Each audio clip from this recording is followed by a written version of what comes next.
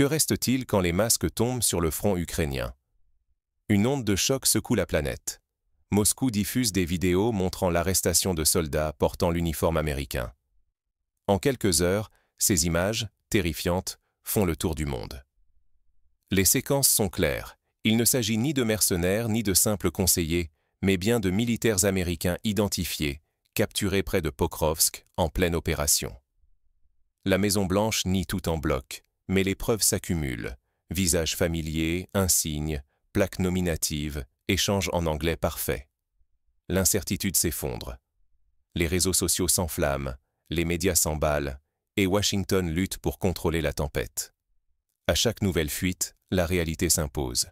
L'implication directe des États-Unis n'est plus une rumeur. Le monde retient son souffle. L'équilibre fragile entre Moscou, Washington et leurs alliés vacille dangereusement. Simple accident tactique ou basculement historique. Si la vérité est étouffée, la confiance envers les gouvernements occidentaux pourrait s'effondrer. Mais si elle éclate, c'est la crédibilité de l'Occident tout entier qui chancelle, menaçant la stabilité de l'Europe et la paix mondiale. Ce n'est plus seulement une question militaire. Tout l'ordre international est en jeu. Mais comment a-t-on pu en arriver là? Découvrons ce qui se cache derrière cette crise. Dans l'ombre des discours officiels, une mécanique implacable s'est mise en route. Pour comprendre l'ampleur du séisme, il faut remonter aux premiers signaux ignorés. Derrière le tumulte des blindés, une mission dont l'existence même aurait dû rester un secret absolu.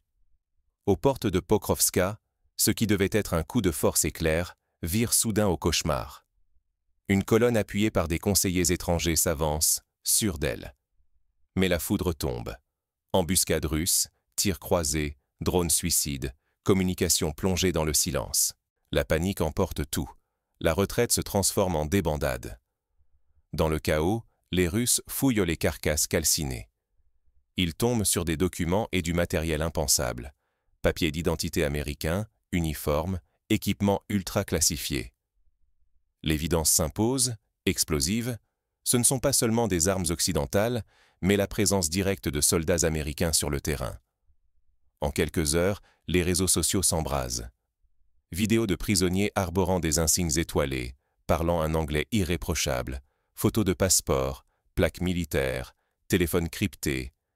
Les preuves s'accumulent, la toile mondiale s'enflamme. Le domino est lancé. À Washington, c'est la panique. Le Pentagone nie toute implication officielle, mais chaque nouvelle image fissure la version américaine.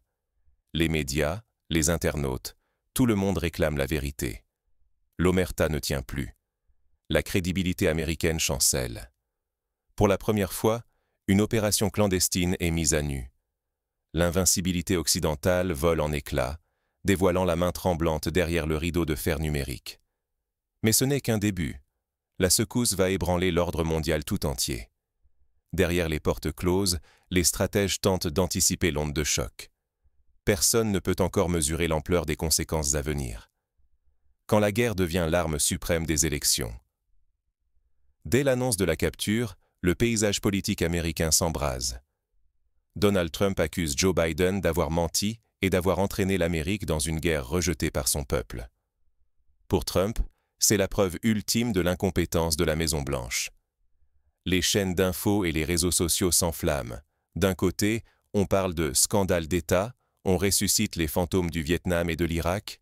De l'autre, on tente de calmer le jeu, mais la colère enfle. L'affaire traverse l'Atlantique. À Londres, le Premier ministre exige des explications. À Berlin, le Bundestag débat, l'Alliance atlantique vacille. À Paris, l'inquiétude domine. Personne ne veut payer le prix d'une escalade incontrôlable. Les alliés de l'OTAN chancellent. L'idée que des officiers américains aient agi sur le terrain ukrainien fissure la confiance. Certains gouvernements redoutent de perdre la main sur la stratégie commune. D'autres craignent une onde de choc politique chez eux.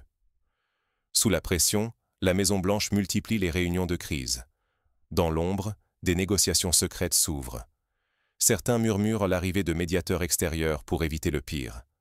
Mais chaque fuite, chaque vidéo, chaque tweet nourrit la défiance. L'unité de l'Alliance n'a jamais été aussi fragile. Au Congrès, la division s'accentue entre ceux qui réclament la vérité et ceux qui redoutent son prix. Dans la rue, la société civile s'en mêle.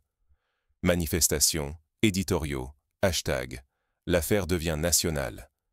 La stabilité intérieure vacille, la crédibilité américaine s'effrite à l'international. Tout se joue sur un fil, la cohésion de l'Ouest, la stabilité américaine, la paix mondiale. Un faux pas, et tout peut basculer. Tandis que la tension monte, certains cherchent à exploiter la crise pour leurs propres intérêts. Derrière les portes closes, de nouveaux acteurs s'invitent à la table. Quand une poignée de captifs redessine la carte du monde. En l'espace de quelques heures, la capture de militaires américains par la Russie devient une arme diplomatique d'une puissance inédite. Moscou, à la tribune de l'ONU, brandit des preuves et accuse frontalement Washington d'ingérence. Soudain, la Russie rallie non seulement ses alliés de toujours, mais aussi la Chine, l'Inde et le Brésil à sa cause. Pour ces grandes puissances émergentes, l'incident confirme une vieille accusation. L'Occident impose ses règles tout en se permettant de les enfreindre. Les pays du Sud, fatigués par des décennies d'hégémonie américaine, saisissent l'opportunité pour exiger de vraies négociations et réclamer des comptes aux États-Unis. Les discussions s'enflamment au sein des BRICS.